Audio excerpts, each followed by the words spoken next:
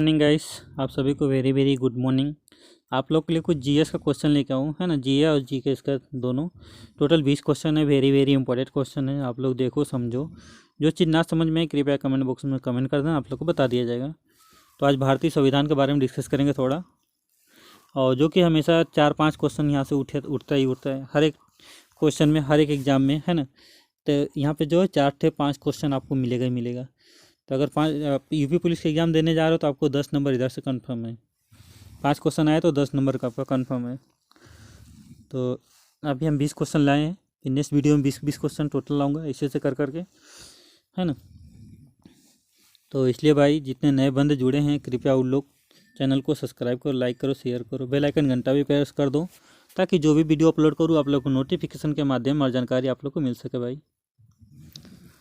तो भाई आज का जो हमारा जीएस का जो क्वेश्चन रहेगा वेरी वेरी इंपॉर्टेंट है। वेरी वेरी इंपॉर्टेंट बोलो तो वेरी वेरी इंपॉर्टेंट है। तो चलो फिर स्टार्ट करते हैं क्वेश्चन को। और जिन लोगों ने सब्सक्राइब किया भाई, उनके दिल से थैंक यू भाई। जिन लोगों ने नहीं किया तो कृपया उन लोग कर दो भाई। आप लोग के लिए मेहनत कर रहा हूँ, दूसरों के लिए नहीं भाई। इसलिए कृपया करके आप लोग चैनल को सब्सक्राइब करो भाई। जितने नए जुड़ रहे हो कृपया करके चैनल को सब्सक्राइब करो भाई, सब्सक्राइब करो भाई। और आप लोगों को अगर लाइव क्लास चाहिए तो कृपया करके कमेंट बॉक्स में कमेंट करो, मैं लाइव लेके आऊँगा, ठीक है। चलो फिर स्टार्ट करते हैं क्वेश्चन।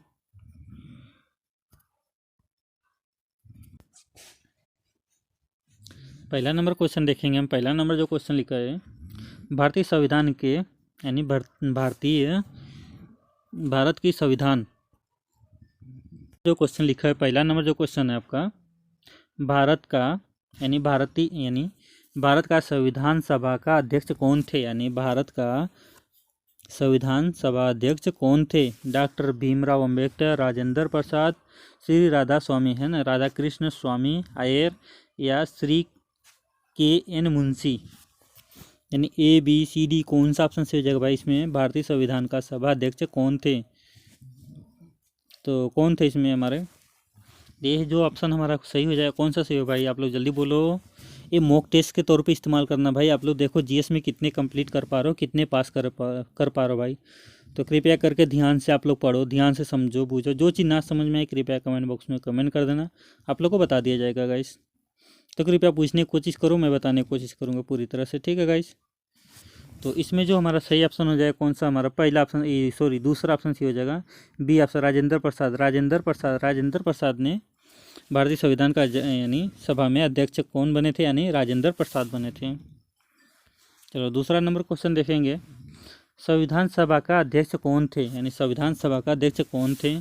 पहला ऑप्शन देखेंगे सरदार पटेल, दूसरा देखेंगे राजेंद्र प्रसाद, तीसरा देखेंगे यानी सी देखेंगे जवाहरलाल नेहरू, डी में देखेंगे यानी BR अम्बेडकर राव, यानी डॉक्टर BR अम्बेडकर राव, यानी बाबा साहब। तो इसमें हमारा कौन सा ऑप्शन सही हो जाएगा, ABCD।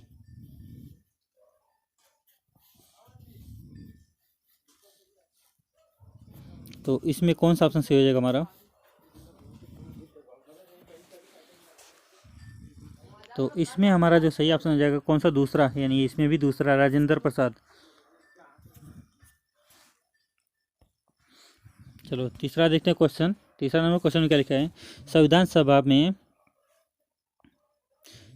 सभा की ड्राफ्टिंग कमेटी, है ना, ड्राफ्टिंग कमेटी प्रारूप समिति के सभापति कौन थे। संविधान सभा की ड्राफ्टिंग कमेटी प्रारूप समिति के सभापति कौन थे। पहला देखे तो डॉक्टर BR अम्बेडकर, बी देखे जा तो क्या है सी राजगोपालचारी, सी में देखा है तो राजेंद्र प्रसाद, या जवाहरलाल नेहरू। तो हमारा तीसरा ऑप्शन में कौन सा सही होगा, तीसरा नंबर जो क्वेश्चन का हमारा कौन सा सही हो जाएगा भाई। तीसरा नंबर क्वेश्चन का हमारा कौन सा सही हो जाएगा इसमें हमारा कौन सा सही होगा, BR अम्बेडकर राव, डॉक्टर यानी भीमराव अम्बेडकर जी, यानी बाबा साहब जी, ठीक। चलो आगे बढ़ते हैं हम। चौथा नंबर क्वेश्चन देखेंगे, निम्नलिखित में से कौन सा भारतीय संविधान के प्रारूप समिति के अध्यक्ष थे? यानी निम्नलिखित में से कौन सा भारतीय संविधान के प्रारूप समिति के अध्यक्ष थे? पहला देखेंगे डॉक्टर राजेंद्र प्रसाद, बी में देखेंगे पंडित जवाहरलाल नेहरू, सी में देखेंगे श्रीमान अलादी कृष्ण स्वामी अय्यर, या डॉक्टर यानी B.R. अम्बेडकर जी।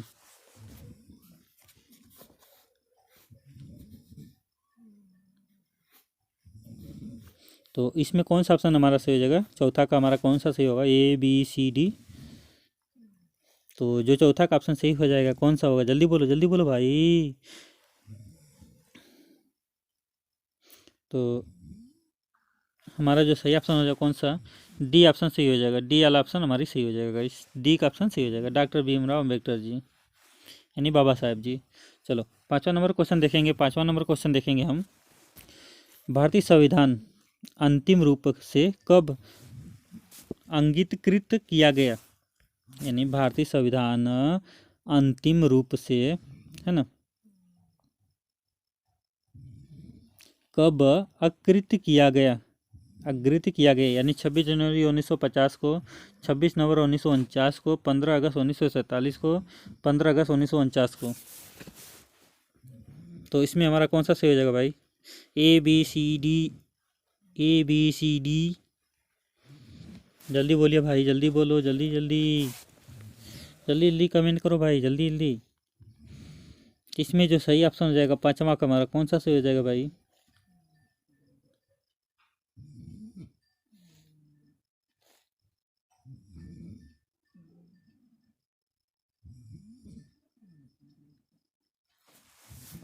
इसमें जो हमारा बी ऑप्शन सही होगा 26 नवंबर 1949 को, 26 नवंबर 1949 को। 6वां नंबर क्वेश्चन देखेंगे, संविधान सभा द्वारा भारत के राष्ट्रीय ध्वज को कब अपनाया गया?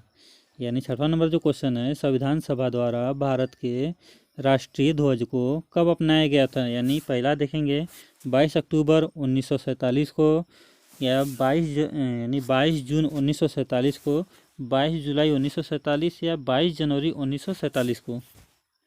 6वां नंबर जो क्वेश्चन है उसमें क्या बोल रहा है?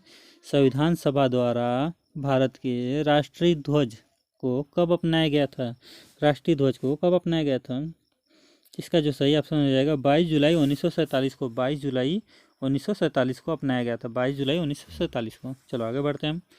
7वां नंबर क्वेश्चन देखेंगे, राष्ट्रीय ध्वज यानी राष्ट्रीय ध्वज के धर्म चक्र में कितने और स्पोक है? या 22 है, या 24 है, या 14 है, या 18 है? यानी राष्ट्रीय ध्वज के धर्म चक्र में कितने और स्पोक है? यानी तीलिया, जो चक्र है ना, चक्र के अंदर तीलिया कितनी है?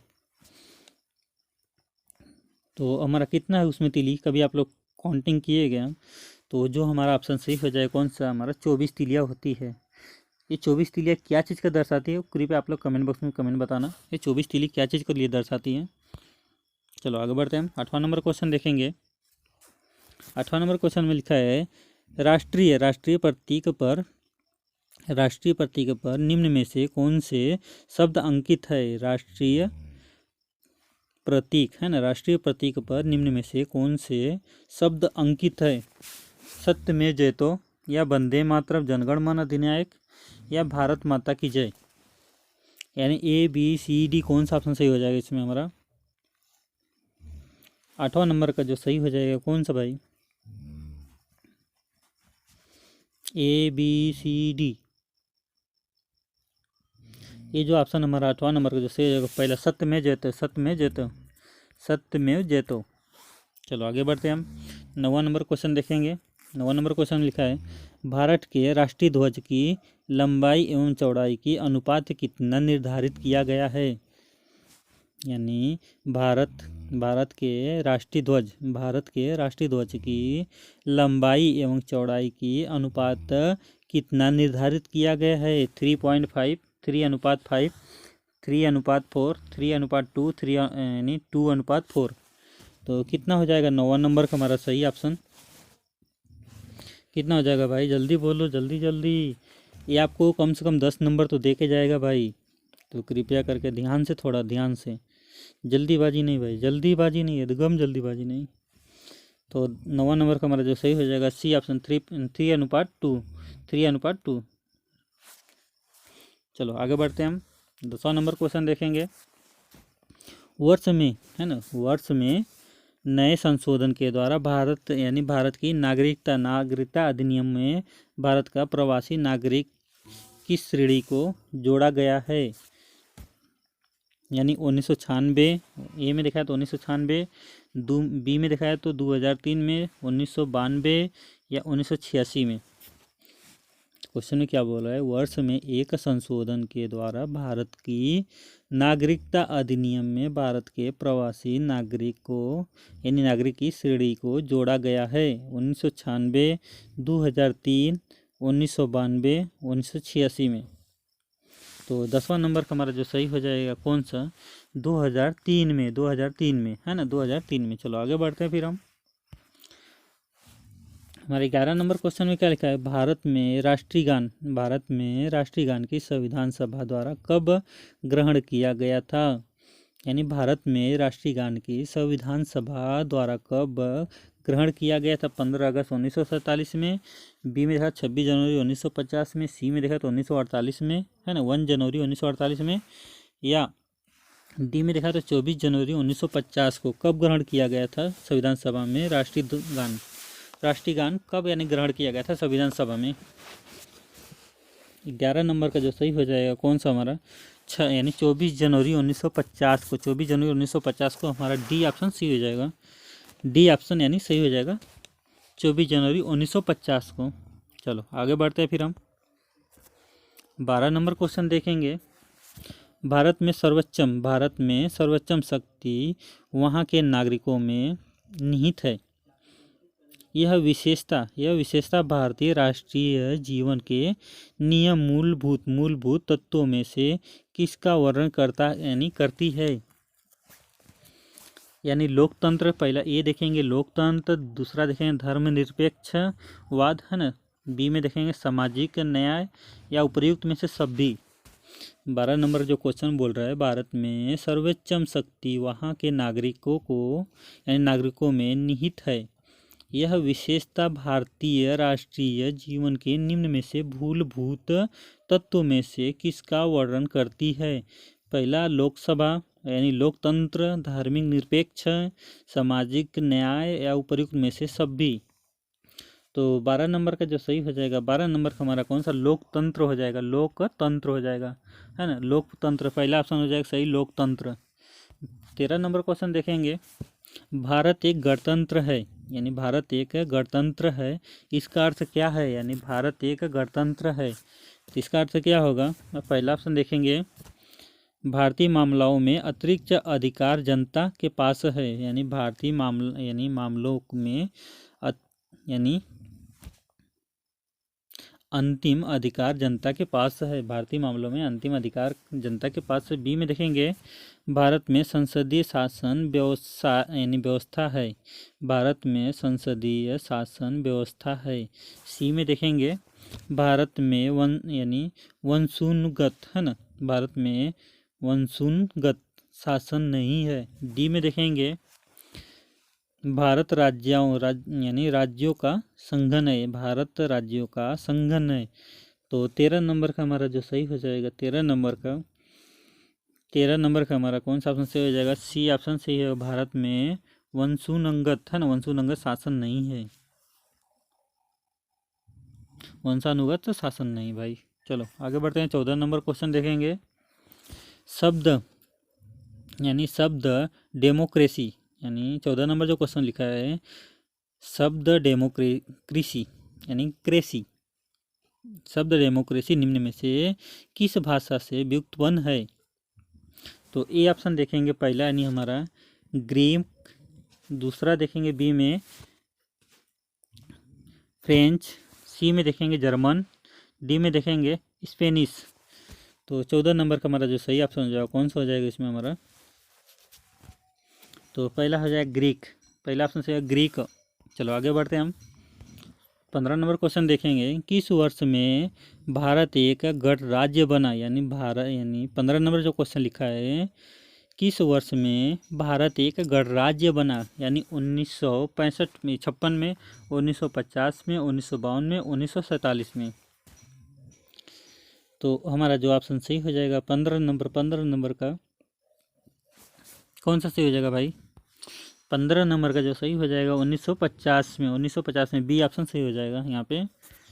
तो चलो आगे बढ़ते हैं, 16 नंबर क्वेश्चन देखेंगे, संविधान में इंडिया का दूसरा नाम क्या दिया गया, यानी संविधान में इंडिया का दूसरा नाम क्या दिया गया था, यानी भारतीय वर्ष है ना, भारतवर्ष या कोई अन्य नाम नहीं, या भारत या हिंदुस्तान।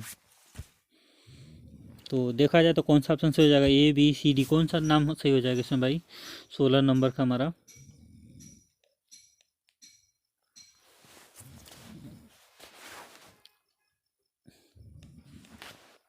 कौन सा सही हो जाएगा इसमें? हमारा भारत सही हो जाएगा, भारत। इंडिया के बाद दूसरा नाम हमारा भारत सही हो जाएगा, दूसरा नाम क्या? भारत। चलो 17 नंबर क्वेश्चन देखेंगे, 17 नंबर क्वेश्चन लिखा है, संविधान का कौन सा आर्टिकल रूप से ऑफ लॉ का विस्तृत उल्लेख कर यानी करता है? 17 नंबर जो क्वेश्चन लिखा है, संविधान का कौन सा आर्टिकल रूल है ना, आर्टिकल रूल ऑफ लॉ का विस्तृत आलेख करता है? Article 13, article 14, article 15, article 16। तो 17 नंबर का हमारा जो सही हो जाएगा कौन सा? जल्दी बोलो भाई, टाइम नहीं है भाई, जल्दी जल्दी बोलो, आगे बढ़ते हैं जल्दी जल्दी। तो 17 नंबर का कौन सा सही हो जाएगा, जल्दी बोलिए भाई। तो 17 नंबर का हमारा जो सही ऑप्शन हो जाएगा कौन सा? बी ऑप्शन सही होगा, है ना, आर्टिकल 14 के अंदर दिया है, आर्टिकल 14 के अंदर। चलो 18 नंबर क्वेश्चन देखेंगे, भारतीय संविधान का कौन सा अनुच्छेद बोलने की स्वतंत्रता तथा अभिव्यक्ति के अधिकार की प्राय यानी भूति करता है, यानी अनुच्छेद 22 ए देखा जाए तो अनुच्छेद 22, बी में देखा है तो अनुच्छेद 20, सी में देखा है तो अनुच्छेद 19, डी में देखा है तो अनुच्छेद 21 किसके तहत बोलने का अधिकार है ना? भारतीय संविधान में, यानी भारतीय संविधान का कौन सा अनुच्छेद बोलने की स्वतंत्रता तथा अभिव्यक्ति के अधिकार की प्रातः भूमि करता है? तो इसमें 18 नंबर का जो सही ऑप्शन हो जाएगा कौन सा हो जाएगा भाई? जल्दी बोलो, ते जो हमारा फर्स्ट, सेकेंड, थर्ड, फोर्थ कौन सा सही हो जाएगा? 20, 22, 19, 21। ये हमारा जो सही ऑप्शन हो जाएगा कौन सा? 19 वाला, सी ऑप्शन सही हो जाएगा, 19 है ना, 19 जिसको बोलते हैं, ठीक, सी ऑप्शन सही हो जाएगा यहाँ पे। चलो आगे बढ़ते हैं हम, 19 नंबर क्वेश्चन देखेंगे, शिक्षा के क्षेत्र में से कौन सा सबसे नया कानून है, यानी शिक्षा के क्षेत्र में कौन सा सबसे नया कानून है? तो देखा जाए तो पहला देखेंगे अनिवार्य प्राथमिक शिक्षा, बी में देखा जाए तो क्या सर्व शिक्षा अभियान, या सी में देखा जाए तो शिक्षा के अधिकार, डी में देखा तो यानी प्रौढ़ शिक्षा का प्रभाव। तो 19 नंबर का हमारा जो सही ऑप्शन हो जाएगा कौन सा? इसमें देखो दो ऑप्शन सही है, इसमें जो है ना दो ऑप्शन सही है, यानी आपका कौन सा, ये आप लोग बताओ जल्दी भगन। एक ऑप्शन मैं बता रहा हूँ, पहला हमारा अनिवार्य प्राथमिक शिक्षा, यानी अनिवार्य, सबको पढ़ना लिखना बहुत ज़रूरी, वेरी वेरी इंपॉर्टेंट है, पहला ऑप्शन। दूसरा ऑप्शन कौन सा है? 19 नंबर का जो है पहला ऑप्शन सही हमारा है, ठीक। एक और इसमें सही है, कौन सा हमारा? जल्दी बोलो भाई, जल्दी जल्दी बोलो आप लोग, बहुत टाइम जा रहा भाई, जल्दी जल्दी बोलो।